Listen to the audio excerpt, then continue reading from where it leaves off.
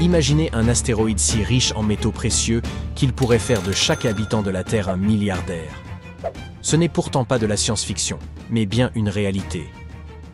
Il s'agit de 16 Psyché, un gigantesque corps céleste métallique en orbite entre Mars et Jupiter. Son caractère exceptionnel ne tient pas seulement dans sa valeur astronomique, estimée à 10 trillions de dollars. Cet astéroïde recèle aussi des indices essentiels sur la formation des planètes rocheuses comme la Terre.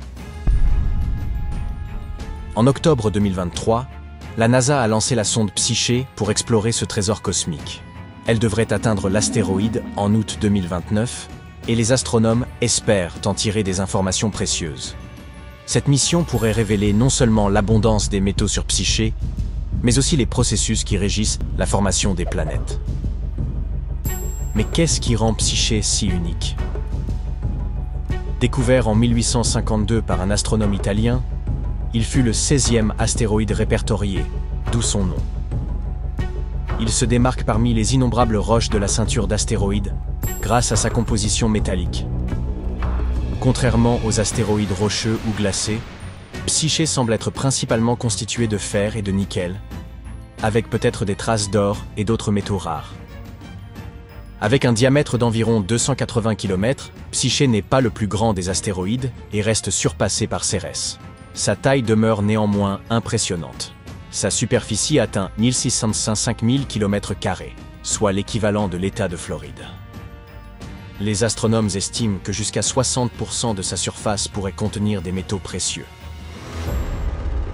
Les scientifiques pensent également que cet astéroïde pourrait être le noyau mis à nu d'un ancien planétésimal, une protoplanète en cours de formation orbitant autour d'une étoile.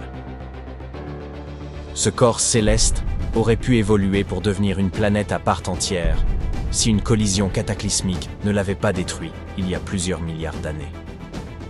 Si cette hypothèse se confirme, Psyché pourrait nous offrir un aperçu inédit de l'intérieur des planètes telluriques comme la Terre, dont le noyau demeure enfoui sous d'épaisses couches de croûte et de manteaux.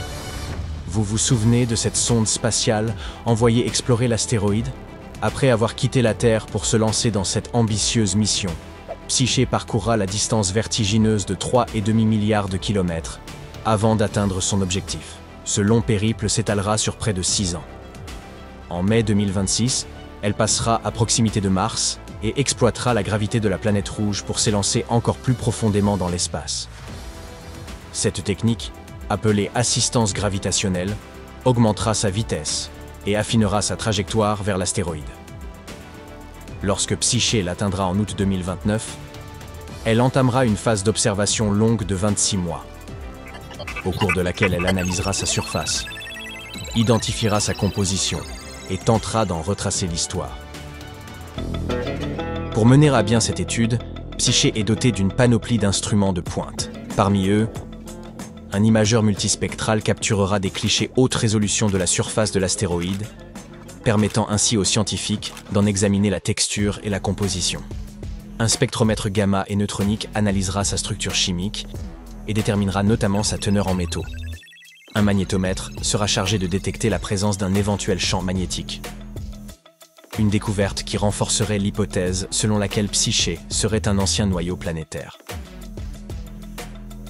Enfin, un système radio à supra-haute fréquence servira à mesurer le champ gravitationnel de l'astéroïde, fournissant ainsi des indices précieux sur sa structure interne et sa densité. La NASA ne dépêche pas cette sonde pour évaluer la valeur marchande de l'astéroïde en tant que ressource minière, du moins, pas encore. L'objectif principal de la mission est avant tout scientifique. Les chercheurs espèrent y répondre à des questions fondamentales sur la formation et l'évolution des planètes. Cet astéroïde pourrait ainsi nous aider à comprendre comment un matériau en fusion refroidit pour former un noyau planétaire. Une autre question est, pourquoi cet astre n'a-t-il pas réussi à devenir une planète? Son étude pourrait éclairer les raisons pour lesquelles certains corps célestes évoluent en planètes, tandis que d'autres non. Bien que la mission de la NASA soit purement exploratoire, elle a aussi éveillé un intérêt pour l'exploitation minière des astéroïdes. Avec une valeur estimée à 10 trillions de dollars, Psyché pourrait, en théorie, fournir suffisamment de matières premières pour transformer l'industrie terrestre.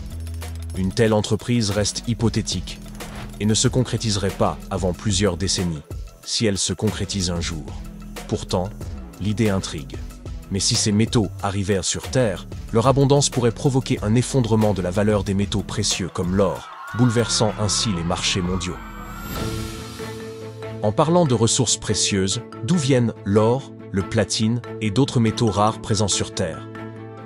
Ces éléments dits sidérophiles ont une origine cosmique tout aussi fascinante que psyché. Ils sont apparus lors de phénomènes cataclysmiques survenus il y a des milliards d'années, notamment lors de kilonovae, des collisions entre étoiles à neutrons qui projettent dans l'espace d'énormes quantités de métaux. Ces éléments ont ensuite été intégrés au nuage de gaz et de poussière qui a donné naissance à notre système solaire. Lorsque la Terre s'est formée, la majorité des métaux lourds ont migré vers son noyau riche en fer. Pourtant, certains d'entre eux n'ont pas atteint les profondeurs de la planète. De violents impacts avec des protoplanètes errantes, comme Theia, l'objet de la taille de Mars, qui aurait contribué à la formation de la Lune, ont piégé une partie de ces éléments dans le manteau terrestre. Des modèles informatiques récents expliquent comment cela s'est produit. Après chaque collision majeure, la surface de la Terre se transformait temporairement en un immense océan de magma.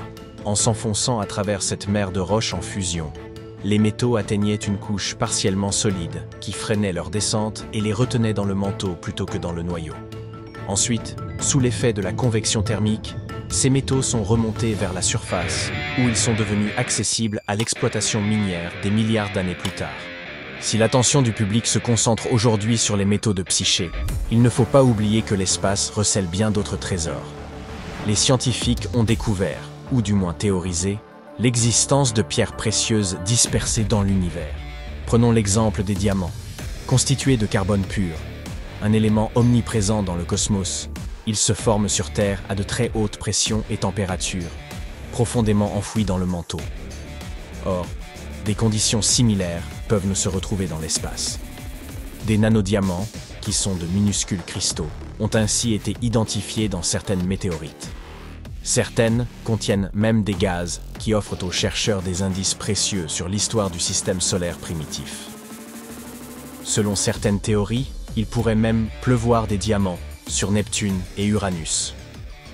Sur ces géantes glacées, les pressions colossales seraient capables de transformer le carbone en structure cristalline. Par ailleurs, des études suggèrent que certaines exoplanètes, selon leur taille et leur distance à leur étoile, pourraient renfermer des gemmes telles que des rubis ou des saphirs. Même notre Lune possède ses propres minéraux extraterrestres. Des traces de zircon cubique ont été retrouvées dans les échantillons lunaires. L'espace pourrait donc abriter bien plus de trésors que nous ne l'imaginions. Mais revenons à la mission Psyché. Elle pourrait non seulement dévoiler tout le potentiel des ressources spatiales, mais aussi mettre en lumière les défis liés à leur exploitation. Par exemple, extraire des matériaux d'un astéroïde nécessiterait des robots autonomes capables d'évoluer dans des environnements extrêmes. En plus de cela, il faudrait mettre en place des systèmes de transport efficaces pour acheminer ces ressources vers la Terre, ou les traiter directement en orbite. Il serait également crucial de veiller à ce que ces activités ne perturbent ni les écosystèmes terrestres, ni les équilibres de l'espace. Par ailleurs, la question juridique reste un enjeu majeur. Le traité de l'espace de 1967 interdit aux nations de revendiquer la souveraineté d'un corps céleste, mais l'arrivée d'entreprises privées dans la conquête spatiale relance le débat sur la propriété et le partage des ressources. Enfin, l'introduction massive de métaux extraterrestres sur Terre pourrait bouleverser les marchés mondiaux. C'est pourquoi certains experts estiment que ces matériaux devraient plutôt être exploités sur place pour la construction d'habitats, de satellites ou encore de vaisseaux spatiaux. Quoi qu'il advienne de l'exploitation de 16 Psyché, l'exploration de cet astéroïde apportera un éclairage inédit sur la formation du système solaire et les processus qui ont façonné notre planète. Depuis le 1er décembre 2024, la sonde poursuit son périple en suivant l'orbite du Soleil, en route vers sa cible. Ce voyage ne se limite pas à enrichir notre compréhension de l'univers. Il repousse également les limites du possible pour l'humanité dans sa conquête spatiale.